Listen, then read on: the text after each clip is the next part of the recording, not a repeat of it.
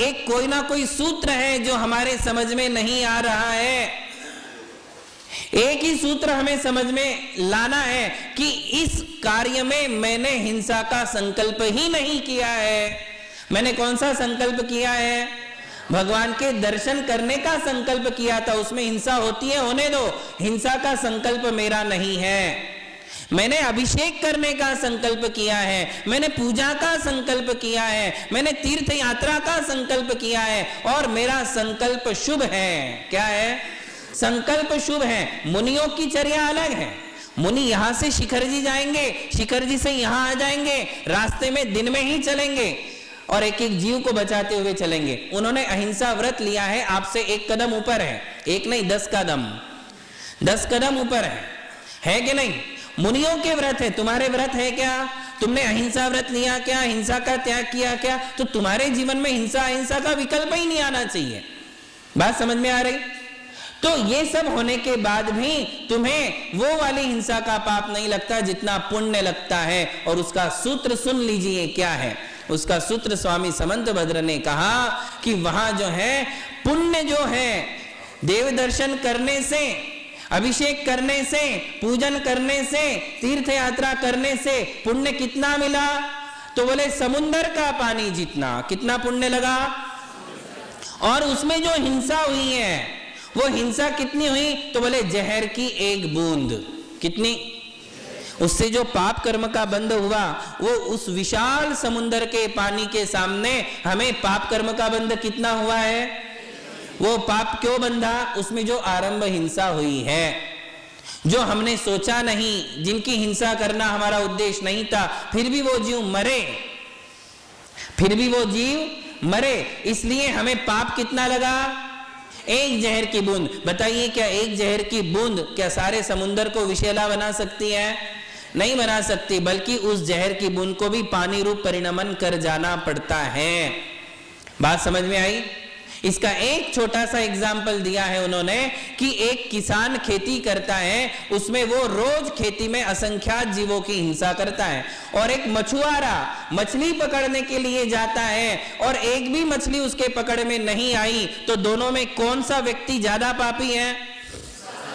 मछुआरा। किसान के तो जीव मारने के बाद भी किसानी में वो पाप नहीं है जो पाप मछुआरे को है। क्यों? क्योंकि मछुआरा संकल्प लेकर के गया कि मछली मारूंगा, मछली को पकड़ के लाऊंगा, वो संकल्प हिंसा कर रहा है, और किसान खेती कर रहा है, वो हिंसा उसमें जो हो जा रही है वो आरंभ हिंसा है। बात समझ में आ गई? बस इतनी सी बात है और कुछ भी नहीं है। हिंसा और अहिंसा का विकल्प ही छूट जाएगा। ना पंचामृत अभिषेक में कोई दोष है, ना अष्ट द्रव्यों की सामग्री चढ़ाने में किसी प्रकार की हिंसा है। बात समझ में आई? यदि हम पंचामृत अभिषेक, फूल चढ़ाना, दिया जलाना, धूप जलाना इसमें हिंसा मानेंगे और इस क्रिया को छोड़ना चाहेंगे, तो सबसे पहले कौन सी क्रिया छोड़नी पड़ेगी? मंदिर बनाना, हवन करना, विधान करना, पंचकल्याणक के लिए बड़े बड़े पंडाल डालना, गजरथ चलाना। हाथी चलाते हो क्या? हाथी एरिया समिति से चलता है। ये सब बड़ी बड़ी क्रिया छोड़नी पड़ेगी। तो हम जो है एक प्रकार से अकर्मण्य अवस्था की तरफ जा रहे, जो बहुत गलत बात है। आई बात समझ में? इसलिए गृहस्थों के धर्म में हिंसा और अहिंसा का बिल्कुल भी विकल्प नहीं है। हम संकल्प हिंसा नहीं करेंगे। क्या नहीं करेंगे? संकल्प हिंसा नहीं करेंगे। किसी जीव को मारने का भाव लेकर के उसको मारने वाले नहीं है, किंतु हमारी क्रियाओं में यदि जीव मरेंगे तो वो दोष हमारा नहीं है, वो पाप हमारा नहीं है। इसलिए किसी भी प्रकार से हिंसा और अहिंसा का विकल्प अपने दिमाग में से हटा देना चाहिए। यही अनेकांत है। इसी के लिए स्याद्वाद धर्म कहते हैं, इसी के लिए अनेकांत धर्म कहते हैं। अहिंसा परम धर्म नहीं है, स्याद्वाद परम धर्म है, अनेकांत परम धर्म है। हम अहिंसा का एकांत नहीं कर सकते हैं, कहीं कहीं हिंसा भी ग्राह्य हो जाती है। जैसे राम ने सीता के लिए रावण को नहीं, रावण के अब्जों सैनिकों को मार डाला, तो भी उसको संकल्प हिंसा का पाप नहीं लगा। क्यों? पता है? वो विरोधी हिंसा थी। कौन सी हिंसा थी? उसमें उसका रावण से वैयक्तिक विरोध नहीं था। रावण ने उसकी पत्नी का हरण करके नारी मर्यादा का उल्लंघन किया था, इसलिए उसने पूरी शक्ति के साथ लड़ाई की और लड़ाई में हजारों सैनिक मारे गए, जिन सैनिकों का कोई दोष नहीं था। फिर भी राम दीक्षा लेकर के कहां चले गए? मोक्ष चले गए। जब अपनी पत्नी की रक्षा के लिए वो युद्ध कर सकते हैं, हम हमारे धर्म की रक्षा के लिए पंचामृत अभिषेक नहीं कर सकते, उसमें क्या दोष लगने वाला है? बात समझ में आई? बात सिर्फ इतनी है कि पंचामृत अभिषेक हमने अपने मन से नहीं बनाया है, ये किसने हमारे लिए पहुंचाया है? पूर्वाचार्यों ने हमारे लिए दिया है। इसलिए धर्म स्नेही बंधुओं, ये अभिषेक क्रिया जो है वो क्रिया हम अपने मनमाने अनुसार नहीं करेंगे। किसके अनुसार करेंगे? जो पूर्वाचार्यों ने हमें कहा है उसी विधि विधान के अनुसार हम भगवान की अभिषेक क्रिया का जो है आश्रय लेंगे, शरण लेंगे। यही अभिषेक क्रिया हमारे लिए एक दिन कहां पहुंचा देगी? तो कहते हैं वो स्वर्ग और मोक्ष के द्वार खोलेगी, एक दिन सिद्धालय पर जाकर के हमें ही विराजमान कर देगी। पंचामृत अभिषेक के एक एक अभिषेक का क्या फल है वो हम आपके लिए अगले दिनों में बताएंगे। महावीर भगवान की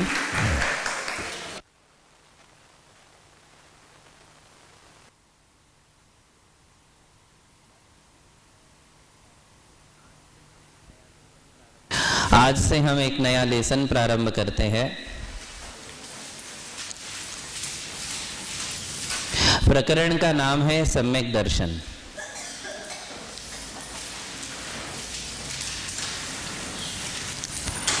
जब तक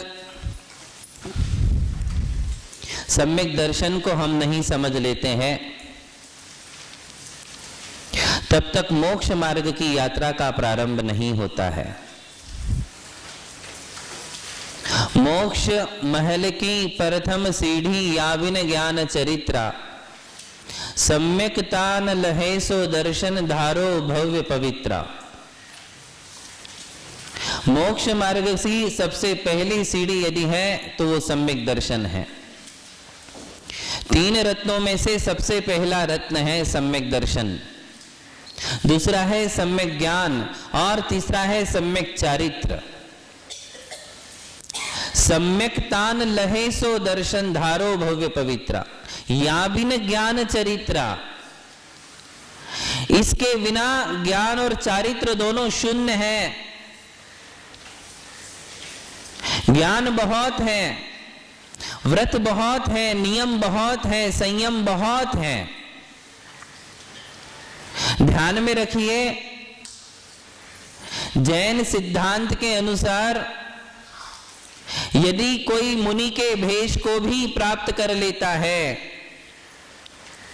और यदि उसे सम्यक दर्शन नहीं है तो वो जहां है वही है, जहां था वही है, उसने मोक्ष मार्ग में एक कदम भी आगे नहीं बढ़ाया है। सम्यक दर्शन कर्णधार का काम करता है और कर्णधार ही नहीं होगा तो गाड़ी आगे चलने वाली नहीं है। पैसेंजर सब बैठ गए एरोप्लेन में और पायलट ही नहीं है। पायलट ही नहीं होगा तो आपका सफर कैसे होगा? ऐसे तो नहीं है कि भैया पायलट नहीं है, अभी इतने पैसेंजर में से किसी एक को उठाओ जिसको थोड़ी फार जानकारी हो वो चला लेगा। हो सकता है क्या ऐसा? दर्शन नहीं है तो दर्शन का काम ज्ञान नहीं करेगा। सम्यक दर्शन का काम चारित्र नहीं कर सकता है। सम्यक दर्शन का काम तुम्हारे व्रत संयम नहीं कर सकते हैं। सम्यक दर्शन का काम तपस्याएं नहीं कर सकती है। सम्यक दर्शन का काम ध्यान से भी नहीं हो सकता है। सम्यक दर्शन का काम सम्यक दर्शन से ही होगा। बात समझ में आ रही? और ये दृष्टांत इसके लिए पर्याप्त है कि किसी भी वाहन चालक के अभाव में किसी ऐरे गहरे नत्थु खेरे व्यक्ति को बैठाने से गाड़ी आगे धकलने वाली आगे चलेगी ही नहीं। वाहन ही नहीं चलेगा तो यात्रा कहां से तय होगी? मंजिल कहां से तय कर पाओगे? दूरी कहां से तय कर पाओगे? सम्यक दर्शन का महत्व समझते हुए चले कि सम्यक दर्शन का कितना महत्व है। बिना उसके हम कहीं के नहीं है, हम शून्य हैं। मिथ्यात्व का त्याग कर देना एक अलग बात है। ध्यान में रखिए, हमने जो त्याग किया है वो द्रव्य मिथ्यात्व का त्याग है। किसका त्याग किया है? कुगुरु कुदेव और कुधर्म की शरण में नहीं जाऊंगा, अनायतन की सेवा मैं नहीं करूंगा। ये द्रव्य मिथ्यात्व का त्याग हुआ। अभी भाव मिथ्यात्व मन में बैठा हो सकता है। जब दोनों प्रकार के मिथ्यात्व जाएंगे तभी सम्यक दर्शन होगा, वरना सम्यक दर्शन होने वाला। ये तो हमने पहला कदम उठाया द्रव्य मिथ्यात्व का त्याग करके कि दिगंबर जैन धर्म के अलावा जहां कहीं भी जो कुछ भी है वहां मेरी अपनी श्रद्धा नहीं है। ये हमारा पहला कदम था जो उठाना आवश्यक था। उसे उठाए बिना भी हम आगे नहीं बढ़ सकते थे। पहले द्रव्य मिथ्यात्व का त्याग, फिर भाव मिथ्यात्व का त्याग। चावल पहले छिलके को छोड़ता है और बाद में अपनी लालिमा को छोड़ता है। ध्यान में रखिए, चावल होता है, हम भगवान को चावल चढ़ाते हैं, वो चावल का पता है आपको, चावल अंदर से लाल होता है जब तक वो छिलके के अंदर होता है, और जब तक उसका छिलका नहीं उतरेगा तब तक उसकी लालिमा उतरने वाली नहीं है। घर संसार परिवार का त्याग किए बिना अंतरंग की कषायें शांत होने वाली नहीं है। संयम को दूर करने वाला संयम तभी प्रकट होगा।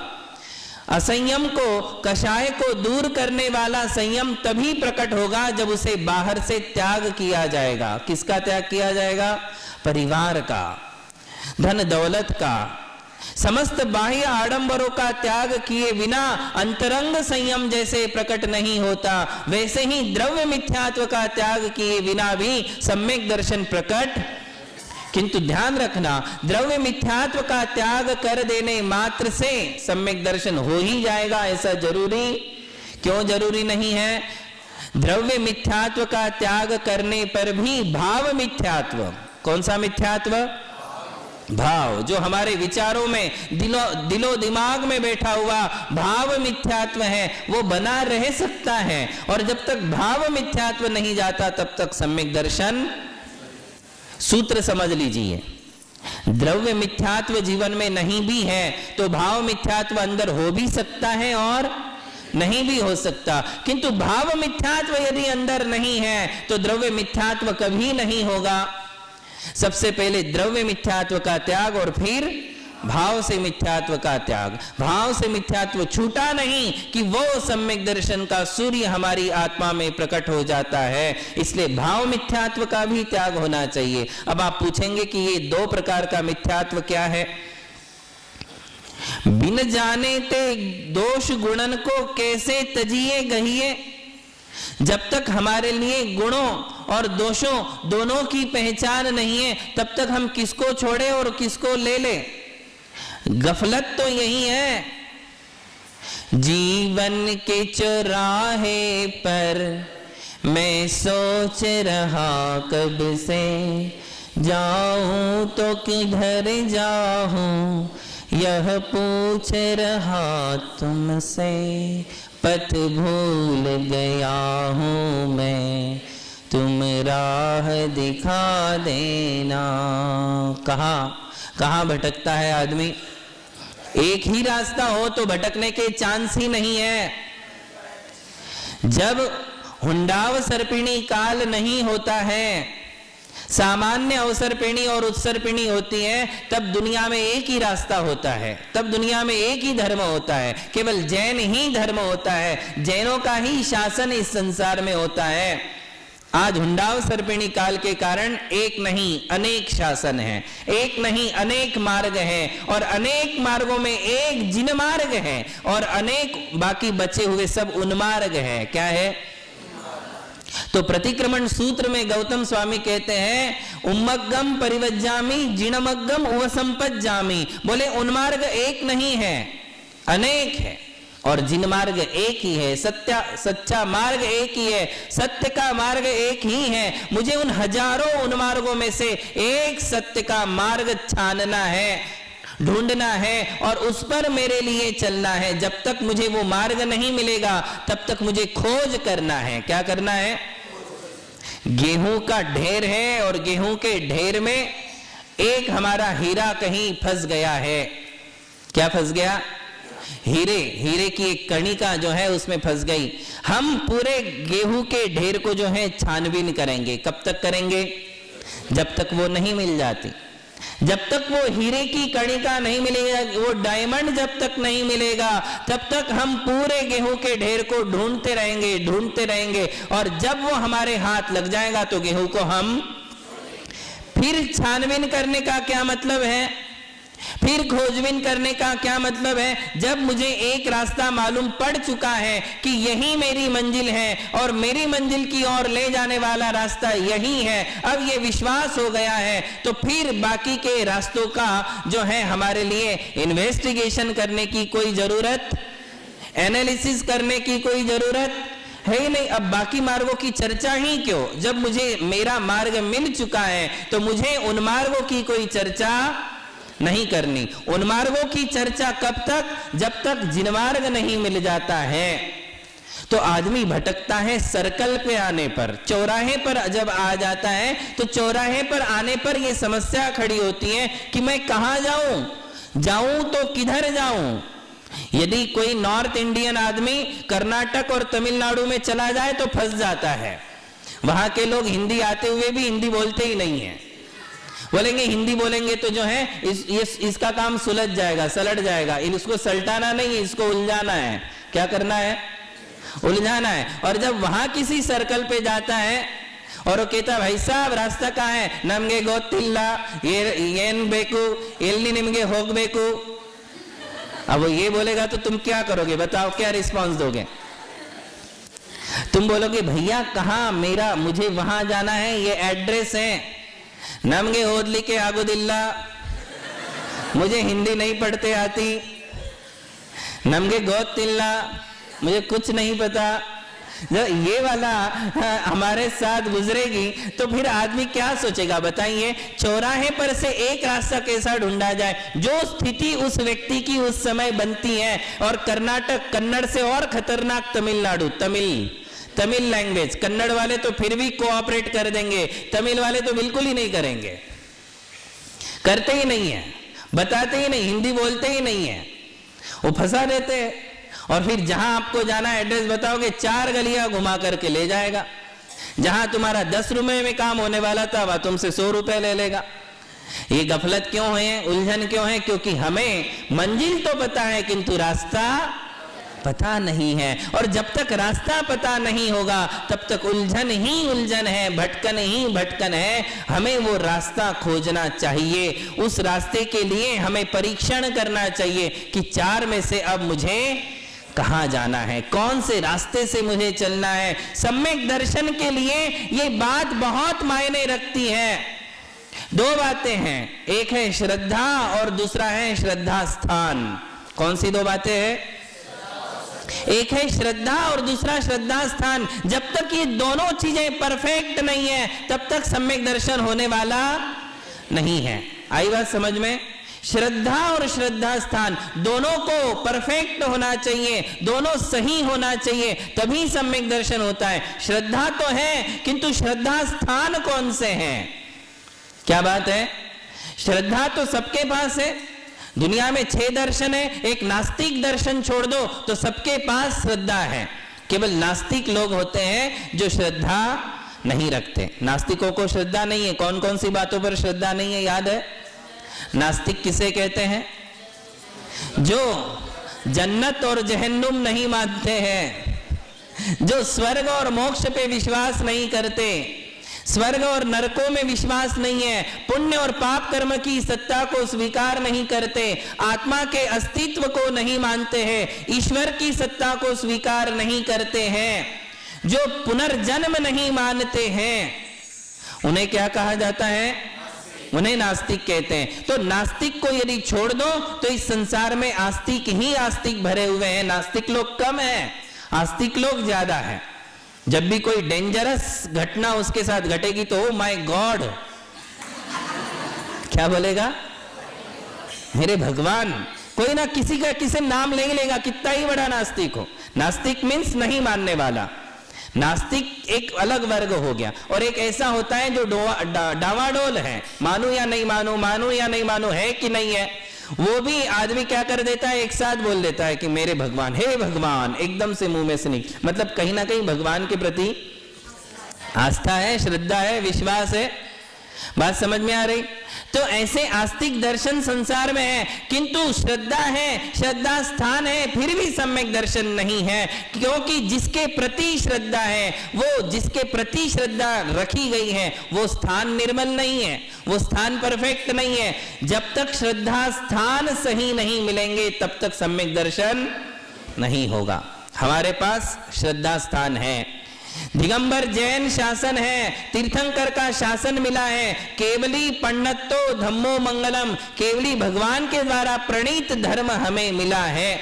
इसका मतलब है कि शासन या श्रद्धा स्थान हमारे लिए परफेक्ट मिल गया, सच्चे भगवान मिल गए, सच्चे गुरु मिल गए, सच्ची जिनवाणी मिल गई, सच्चा धर्म मिल गया, सच्ची परंपरा मिल गई, सब कुछ हमें परफेक्ट मिला हुआ है, तो हमारा श्रद्धा स्थान बिल्कुल सही है।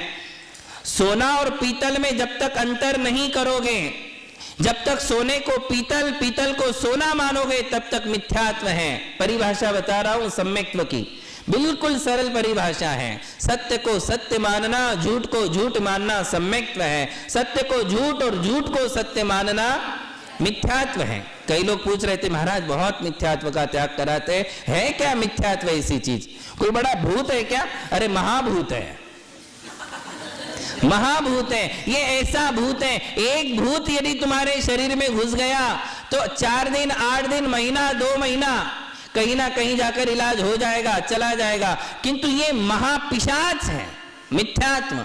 ये भूत जब तक हमारे शरीर में, हमारी आत्मा में बैठा हुआ है, ये सारे संसार में नचाने वाला है, 84 लाख योनियों के दर्शन कराने वाला है। जब तक ये मिथ्यात्व नहीं उगलोगे, गोमटसार जीवकांड में कहा उद्वम मिथ्यात्व विषम, ये मिथ्यात्व विष है, इसे उद्वम यानी इसकी वांति कर दो, ओमेट कर दो, इसको बाहर निकालो। जब तक ये विष बाहर नहीं निकालोगे, अमृत तुम्हारा असर दिखाने वाला नहीं है। इसलिए इसको हमें बाहर निकालने के लिए क्या करना पड़ेगा? श्रद्धा स्थान को निर्मल बनाना पड़ेगा, और श्रद्धा स्थान जो समीचीन है उसे हमें प्राप्त करना। 4 ही तो बातें हैं, ज्यादा नहीं है। कौन सी 4 बातें हैं? सच्चा धर्म, सच्चे भगवान, सच्चे गुरु, सच्चे शास्त्र, और इन चारों के प्रति मेरी अड़ीग श्रद्धा। क्या होना चाहिए? ऐसी अड़ीग श्रद्धा कि प्राण त्याग दूंगा किंतु श्रद्धा का त्याग नहीं करूंगा। जीवन की कितनी भी बड़ी आपाधापी हो, कितनी भी बड़ी दुर्घटना मेरे साथ घट जाए, मैं धर्म के प्रति अपनी श्रद्धा का त्याग कभी नहीं करूंगा। इसे कहते हैं अड़ीग श्रद्धा। एक श्रद्धा हो गई और दूसरा क्या हो गया? बात समझ में आ रही है? श्रद्धा स्थान, और श्रद्धा स्थान और श्रद्धा दोनों जब एकाकार हो जाते हैं तब आत्मा में सम्यक दर्शन रूपी रत्न प्रकट होता है। और जब ये रत्न प्रकट हो जाता है तो एक का आंकड़ा मिल जाता है। क्या मिल जाता है? देखिए, समझने की कोशिश करिए। सम्यक दर्शन मिल गया, एक का आंकड़ा मिल गया। अब इसके ऊपर जितने जीरो लगाओगे उससे उसकी कीमत किसके कारण बढ़ रही है? उस एक के आंकड़े के कारण कीमत बढ़ने वाली है, और एक ही नहीं है तो फिर 0 0 ही रहने वाला है। बात आप समझ रहे होंगे। आपने बहुत नियम लिए, बहुत शास्त्र पढ़े हैं, किंतु एक का आंकड़ा आपके पास नहीं है तो सारे शास्त्र पढ़ना व्यर्थ है, सारी विद्वत्ता व्यर्थ है, सारी पंडिताई व्यर्थ है। पंडित की पंडिताई वहां व्यर्थ हो जाती है, विद्वान की विद्वत्ता वहां व्यर्थ हो जाती है, तपस्वी की तपस्या वहां व्यर्थ हो जाती है, ध्यानी का ध्यान वहां व्यर्थ हो जाता है, संयमी का संयम वहां व्यर्थ हो जाता है, व्रतियों के व्रत वहां व्यर्थ चले जाते हैं, जहां सम्यक दर्शन नहीं होता है। कितनी बड़ी बात है, आप सोचिए। एक सम्यक दर्शन के नहीं होने से शास्त्रों का ज्ञान शून्य हो जाता है। एक सम्यक दर्शन के नहीं होने से प्रतिमाधारियों की प्रतिमाएं व्यर्थ चली जाती हैं। व्रती, महाव्रती, अणुव्रती या प्रतिमाधारी या आरिका माता या एल्लक या क्षुल्लक या क्षुल्लिका माता या मुनि, या ये कहने में भी कोई संकोच नहीं कि वो आचार्य भी हैं। कौन? यदि वो 5 पदों में से आचार्य, उपाध्याय, साधु किसी भी पद पर विराजमान है, किंतु यदि सम्यक दर्शन नहीं है तो सम्यक दर्शन के नहीं होने पर सब कुछ होने के बाद भी वो कुछ नहीं है। आत्मानुशासन ग्रंथ में इसके लिए लिखा है, पाषाणस्यैव गौरवम पुंसः। क्या कहा? पाषाणस्यैव गौरवम पुंसः। बोले व्रत है, संयम है, तप है, ध्यान है, बहुत सब कुछ है और ज्ञान है, सब होने के बाद भी क्या हुआ? सम्यक दर्शन नहीं है। तो वो सब कुछ, उसका मूल्य कितना है? उस व्रत का, उस संयम का, उस तपस्या का मूल्य कितना है? तो आत्मानुशासनकार कह रहे पाषाणस्यैव, पाषाण की गरिमा है, पाषाण का महत्व है। और पूज्यम महामणेरिव, जब सम्यक दर्शन हो जाता है तो ये सारे व्रत, संयम, तप, ध्यान, ज्ञान, ये सब मणियों के समान दमकने लग जाते हैं जब आगे एक का आंकड़ा आ जाता है। ये कांच हो जाते हैं जब सम्यक दर्शन नहीं होता, और यही हीरे बन जाते हैं जब सम्यक दर्शन आ जाता है। आप लोगों को बात समझ में आ रही? कम से कम इतना तो समझ में आ ही गया होगा कि सम्यक दर्शन का मूल्य कितना है। ये एक बेसिक है, बेस है, और इसके बिना सब कुछ शून्य है। तो हमारे लिए किसके लिए प्रयास करना चाहिए? सम्यक दर्शन के लिए प्रयास करना चाहिए। वही दौलत राम जी कहते हैं, दौल समझ सुन चेत सयाने, काल वृथा मत खोवे, यह नर भव फिर मिलन कठिन है जो सम्यक। हे दौलत राम जी स्वयं को समझाते हुए कहते हैं कि काल वृथा मत खोवे, समय को व्यर्थ ना गवाओ। ये सब चलता रहेगा, संसार है, संसार में सब कुछ चलता रहेगा, किंतु संसार के प्रवाह में मत बहो। क्या करो? यदि तुम सम्यक दर्शन को प्राप्त नहीं करोगे तो संसार में सब कुछ करके भी सब कुछ व्यर्थ चला जाएगा, इसलिए समय को मत गवाओ। तो क्या करो कहा उन्होंने? यह नरभव फिर मिलन कठिन है जो सम्यक नहीं होवे। आज तो मनुष्य पर्याय मिल चुकी है, ये काल लब्धि थी जो तुम निगोदिया पर्याय से उठ करके यहां तक पहुंच चुके हो, किंतु दोबारा मनुष्य पर्याय तुम्हें अब काल लब्धि के बल पर मिलने वाली नहीं। अब दोबारा मनुष्य पर्याय तभी मिलेगी जब तुम सम्यक दर्शन को धारण करोगे। मनुष्य पर्याय मिल भी जाए किंतु जैन धर्म का सानिध्य है, केवली भगवान प्रणीत धर्म है, सच्चे देवशास्त्र गुरु हैं, सच्ची आर्ष परंपरा है, हमारे सच्चे मंदिर हैं, मिथ्यात्व से दूर और सम्यक दर्शन के साधन, ये सब कब मिलेंगे? जब तुम सम्यक दर्शन की आराधना करोगे। ये सम्यक्त्व की आराधना कैसे की जाती है ये आपके लिए आने वाले दिनों में समझाएंगे। महावीर भगवान की।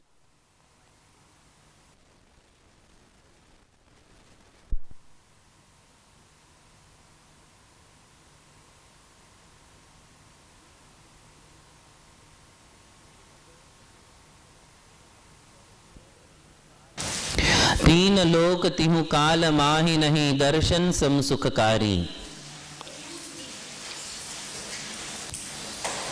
इस संसार में सम्यक दर्शन के समान इस जीव के लिए सुख देने वाला और कोई रत्न नहीं है। सम्यक्त्व के सद्भाव में मनुष्य कभी दुखी नहीं होता है, क्योंकि सम्यक दर्शन उसे जिनेंद्र भगवान के चरणों से जोड़े रखता है। सम्यक दर्शन उसको जिनवाणी से जोड़ करके रखता है। सम्यक दर्शन उसे गुरु सेवा में लगा करके रखता है। सम्यक दर्शन यदि है तो देव शास्त्र गुरु की भक्ति है ही है, ये सुनिश्चित है। सम्यक दर्शन हो और भगवान के प्रति मन में भक्ति ना हो, ये संभव नहीं है। सम्यक दर्शन हो और गुरु की सेवा से उपेक्षा भाव हो, ऐसा संभव नहीं है। सम्यक दर्शन यदि होगा तो उसके लिए देव शास्त्र और गुरु के चरणों से असीम भक्ति होती है, क्योंकि सम्यक दर्शन उसके लिए संसार, शरीर और भोगों की निवृत्ति का उपाय दिखाता है, और ये भोगों की निवृत्ति उसे भगवान के चरणों तक ले जाती है। ये भोगों की निवृत्ति उसे गुरु के चरणों तक लेकर के जाती है। हमारा विषय प्रारंभ किया हुआ है सम्यक दर्शन।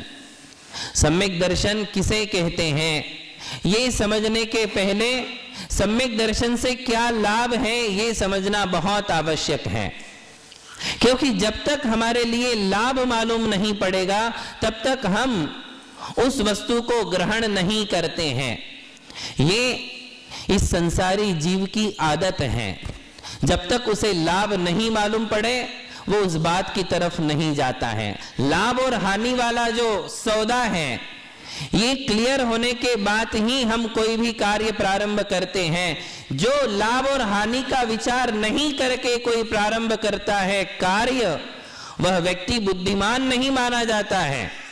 बुद्धिमान व्यक्ति का लक्षण ही यह है जो लाभ और हानि को समझे, हानि वाले कार्यों को छोड़े और लाभ वाले कार्यों को अपना ले। वस्तु कितनी कीमती है ये बात मायने नहीं रखती है, वो कितने काम की है ये बहुत मायने रखती है। सुई की क्या कीमत है? कोई कीमत है सुई की? कितने में आती है? 5 रुपए, 10 रुपए, 15 रुपए की सुई आती है, किंतु काम क्या होता है? जो तुम्हारे तन पर आज कपड़े दमक रहे हैं वो किसकी बदौलत दमक रहे हैं? और यदि सुई नहीं होती तो उसकी कीमत मत देखो, उसके कार्यों को आको, उसके महत्व को आको कि उसके अभाव में हमारे कितने काम रुक जाया करते हैं। आई बात समझ में? और एक हाथी दांत की मूर्ति आपके घर में है, शोपीस, कितने की है? बोले 15 लाख, 20 लाख, 25 लाख की है। वो शोपीस है, क्या काम आने वाला है? शोपीस ही है, शोबाजी, दिखावा, उसके अलावा उसका कोई काम नहीं है, उससे कोई काम रुकने वाला। ऐसी कई वस्तु है जो बहुत महंगी है किंतु उनका हमारे संसार में, हमारी गृहस्थी में कोई उपयोग नहीं है। वो दिखावटी के लिए है कि नहीं? बात सही? वो दिखावे के लिए या वो सुंदरता के लिए है, इसके अलावा उसका कोई प्रयोजन नहीं है। वो वस्तु यदि नहीं है तो हमारा कोई काम अड़ने वाला नहीं है। किंतु एक छोटी सी चीज होती है, कीमत कुछ नहीं है। यदि रसोई घर है और रसोई घर में चाकू नहीं है तो कीमत क्या है? चाकू की कीमत ही क्या होती है? किंतु काम कितना हो जाता है, उसके बिना तुम्हारा काम, हर दिन का काम रुक जाएगा, सुबह शाम का काम रुक जाएगा। इसलिए वस्तु की कीमत नहीं देखना, उसका महत्व देखना। क्या देखना? सम्यक दर्शन के विषय में भी ऐसा ही सोचो। सम्यक दर्शन धन दौलत लगाने से मिलने वाला नहीं है, फोकट में ही मिलने वाला है। उसके लिए पैसा लगाने की आवश्यकता नहीं है। बहुत पैसा दे देने से, बहुत पैसा लगा देने से सम्यक दर्शन मिल जाएगा ऐसा जरूरी? इसलिए उसको महत्वहीन मत समझो, उसको मूल्यहीन मत समझो। सम्यक दर्शन का मार्केट में कोई मूल्य नहीं है, सम्यक दर्शन का संसार में कोई मूल्य नहीं है, किंतु वो मूल्यहीन नहीं है, वो अनमोल है। क्या है? उसका कोई मोल नहीं। जिसका कोई मोल नहीं वो दो प्रकार की वस्तुएं होते हैं, एक तो जीरो मोल और एक अनमोल। एक कैसी होती है? कौड़ी मोल, जीरो मोल, जिसका कोई महत्व भी नहीं है और जिसका कोई मूल्य भी नहीं है। किंतु सम्यक दर्शन का मूल्य इस संसार में बृहस्पति भी आंक नहीं सकता है। यदि गणधर भगवान भी सम्यक दर्शन की प्रशंसा करने के लिए बैठ जाए तो उनका ज्ञान अधूरा पड़ जाएगा। वो सम्यक दर्शन का विस्तार से महत्व नहीं समझा सकते हैं। क्यों? क्योंकि सम्यक रत्नान्न परम ही रत्नम। इस संसार में सम्यक दर्शन से बढ़कर कोई रत्न नहीं है। सम्यक मित्रान्न परम ही मित्रम। सम्यक दर्शन के समान इस संसार में कोई मित्र नहीं है। वो सबसे बड़ा मित्र है, वो सबसे बड़ा रत्न है। ऐसा क्यों? ऐसी क्या चीज है? तो वो लाभ क्या होता है? सम्यक्त्व में ऐसी क्या बात है जो बिना सम्यक्त्व के मोक्ष मार्ग की यात्रा प्रारंभ ही नहीं होती है? पिछली क्लास में आपके लिए बताया था कि सम्यक दर्शन एक का आंकड़ा है और एक का आंकड़ा नहीं है तो हर शून्य शून्य ही है, शून्य का कोई मूल्य। और एक का आंकड़ा यदि शून्य के लिए मिल जाता है तो उसका मूल्य बढ़ता ही जाता है, बढ़ता ही जाता है। इसलिए क्या जरूरी है? एक का आंकड़ा जरूरी है, सम्यक्त्व जरूरी है। बहुत अधिक तपस्या कर लेने से, बहुत ज्यादा ज्ञान प्राप्त कर लेने से, बहुत ज्यादा तर्क और कुतर्कों के जंजाल में वन में भटक लेने से किसी के लिए सम्यक्त्व नहीं मिलेगा। सम्यक्त्व मिलेगा श्रद्धा से। किससे मिलेगा? केवल श्रद्धा से। और वो सम्यक्त्व नहीं है तो तुम जहां होते हो वहीं खड़े हो, बहुत तपस्या कर लेने पर भी, बहुत व्रत नियम पाल लेने पर भी, बहुत ज्ञान हासिल कर लेने पर भी मोक्ष मार्ग में एक भी कदम तुम आगे किसके कारण नहीं बढ़े? केवल सम्यक दर्शन के कारण। 4 काशी के पंडे, काशी के 4 पंडे एक दिन सोचते हैं कि चलो अपन थोड़ा सैर करके आते हैं, और सैर करने के समय वो जाते हैं नदी किनारे और खूब भांग पी लेते। क्या कर लेते? भांग पी लेते। भांग का नशा चढ़ जाता है। शाम का समय होता है, अंधेरा होने ही वाला है, जहाज के ऊपर बैठ जाते, नाव के ऊपर, और रात भर जो है नाव खेते हैं, भांग के नशे में खे रहे। और सुबह जब भांग का नशा उतरता है तो उनको लगता है हम किसी और दुनिया में आ चुके होंगे, और जब सुबह देखते हैं तो जहां थे वहीं हैं। रात भर उन्होंने जो है नाव खेई, किंतु जहां थे वहीं, क्योंकि वो नाव जो है कील से बंधी हुई थी, और उन्होंने वो कील जो कील से बंधा हुआ था वो उन्होंने छोड़ा ही नहीं, वो बंधी की बंधी थी, और ये रात भर खेते रहे भांग के नशे में। जहां थे वहीं रह गए। बस इसी प्रकार से मिथ्यात्व की भांग जिसने पी रखी है, जिसने मिथ्यात्व के विष को वमन नहीं किया है, वो कितना भी तपस्या कर ले, कितना भी संसार सागर खेले, तो भी वो पार होने वाला, वो जहां है वहीं रहेगा। तो सबसे पहले सम्यक्त्व का लाभ समझे कि सम्यक दर्शन से ही मोक्ष मार्ग की यात्रा प्रारंभ होती है। ज्ञान बाद में, चारित्र बाद में, व्रत नियम बाद में, तपस्याएं बाद में, साधना बाद में, ध्यान बहुत अंत में। ध्यान तो बिल्कुल आखिरी में है। सबसे पहले कौन है? सम्यक्त्व है। तो सम्यक्त्व का सबसे पहला मूल्य यह है कि उससे ही मोक्ष मार्ग की यात्रा प्रारंभ होगी। हमने मंजिल की तरफ अपना मुख कर दिया है, यह सम्यक दर्शन है। दूसरा लाभ क्या है? तो दूसरा लाभ आचार्य कहते हैं कि एक पल के लिए जिसने सम्यक दर्शन धारण कर लिया, क्या कर लिया? एक समय के लिए, एक अंतर मुहूर्त के लिए जिसने सम्यक दर्शन धारण कर लिया, उसका संसार चुल्लू भर रह जाता है। कितना? ये संसार कितना है? अनादि अनंत। काल कितना है? काल समय अनादि है, अनंत है, और हमने इस अनंत काल में अनंत बार जन्म मरण कर लिए हैं। ये तुम्हारी आत्मा नहीं है, ये आत्मा के ऊपर ओढ़ा हुआ कवर है, ड्रेस है। जैसे तुम शरीर के ऊपर ड्रेस चेंज करते हो, वैसे ही तुम्हारी आत्मा का ड्रेस कौन है? शरीर है। और ये शरीर मैंने कितनी बार धारण किए हैं? अनंत बार। बदलते ही रहते। जैसे तुम कपड़े बदलते हो, वैसी तुम्हारी आत्मा शरीर बदलती है। और ऐसा शरीर कितनी बार बदल चुके हैं? अनंत बार। और भविष्य में भी कितनी बार बदलने की संभावनाएं हैं? उन संभावनाओं को खत्म करने वाला सम्यक दर्शन है। किस संभावना को?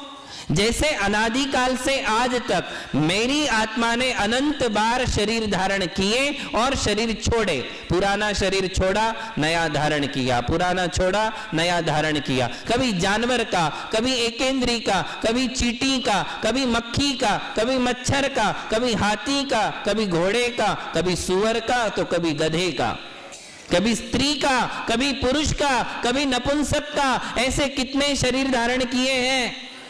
अनंत शरीर धारण किए, अनंत शरीर छोड़ दिए। उसमें से ये एक शरीर है, और ये भी हमने धारण किया है, ये शरीर भी हम छोड़ने वाले हैं। तो सम्यक दर्शन इस बीच में क्या कार्य करता है? सम्यक दर्शन यदि मनुष्य धारण कर लेता है, कितने पल के लिए?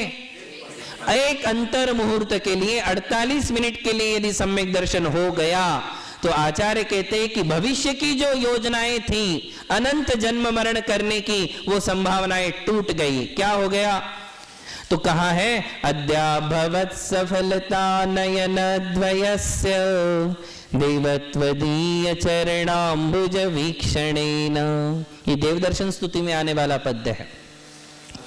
अद्य त्रिलोक तिलक प्रतिभासते में संसार वारिधिरयं चुलुक प्रमाणम। हे भगवान, मैंने आज आपके दर्शन किए, आपके दर्शन से मुझे सम्यक दर्शन का लाभ हुआ। और उस लाभ से क्या लाभ हुआ? तो बोले एक समुंदर में जितना पानी है, उस पानी की जितनी बूंदें उस समुंदर में है, उतने जन्म मरण में भविष्य में करने वाला था। कितने जन्म मरण करने वाले हैं हम लोग? एक समुंदर में, समुंदर की जितनी पानी की बूंदें हैं, उतने जन्म मरण भविष्य में होने वाले थे। अब वो कितना रह गया?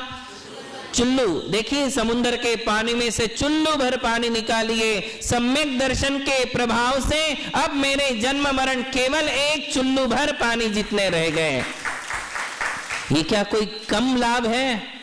अरे ऐसा लाभ तो इस संसार में बिना सम्यक दर्शन के कहीं भी होने वाला कितना बड़ा लाभ है, कितना बड़ा लाभ है कि समुद्र की बूंदों जितना जन्म मरण जहां होने वाला था, अब कितना जन्म मरण बच गया? केवल चुल्लू भर पानी जितना। मतलब अनंत का बन गया असंख्यात। क्या बन गया? अनंत किसे कहते हैं? जिसका कोई अंत। और असंख्यात किसे कहते हैं? जिसका अंत है किंतु जिसे हम काउंट। और संख्यात किसे कहते हैं? जो काउंटेबल है और जिसका एंड है वो संख्यात। जो काउंटेबल नहीं है किंतु जिसका एंड है वो असंख्यात। और जो काउंटलेस है और एंडलेस है उसे कहते अनंत। तो अनंत संसार कितना रह गया? असंख्यात। कितना रह गया? असंख्यात। ये सबसे बड़ा लाभ है। कितना बड़ा लाभ है कि केवल चुल्लू भर पानी जितना मेरा संसार शेष रह गया। ये लाभ किसके कारण होता है? समय ध्यान से नहीं होता है, उपवास से नहीं होता है। ध्यान रखना, उपवास करने से, तपस्या करने से, बहुत ज्यादा शास्त्र पढ़ लेने से संसार घट जाएगा ऐसा जरूरी? कब घटेगा?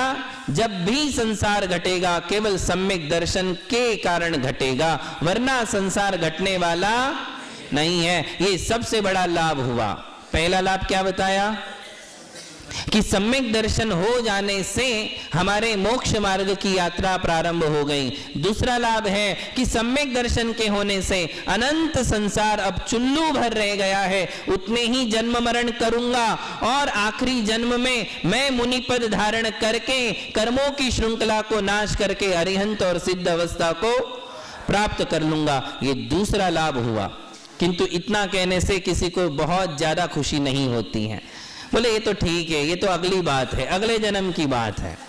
और कोई लाभ हो तो बताओ महाराज। ये तो आगे की प्लानिंग्स हो गई, आगे की बातें होगी, हमको तो आज का बताओ क्या है। किंतु इसके अलावा और एक लाभ बताते हैं, वो लाभ भी सुनी है। कहते हैं तो रत्नकरंडक में कहा गया, सम्यक दर्शन शुद्धा नारक तिर्यंग नपुंसक स्त्रित्वानि दुष्कूल विकृताल्पायु दरिद्रताम च व्रजंती नाप्य व्रतिका। देखिए दूसरा लाभ, अनंत संसार तो घट गया किंतु नेक्स्ट जन्म में क्या होगा? अगले जन्म का लाभ क्या है? आगे के जन्मों की बात नहीं, अब कौन से जन्म की? यहां मरने के बाद अगले जन्म में क्या होने वाला है, तो उसके विषय में कहते हैं कि जो सम्यक के साथ मरण करता है, क्या करता है? सम्यक दर्शन के साथ जिसके प्राणों की आहुतियां दी जाती हैं, जो अपने प्राण सम्यक दर्शन के साथ छोड़ेगा, वो सम्यक दृष्टि जीव मरकर कहां कहां नहीं जाएगा। तो कहते सम्यक दर्शन शुद्धा नारक, वो सातों नरकों में से एक भी नरक में, बात समझ में आ रही है? सम्यक दृष्टि जीव सातों नरकों से बच गया। एक सम्यक दर्शन इस जीव के लिए कौन कौन से बड़े बड़े आफतों से बचा लेता है, बड़ी बड़ी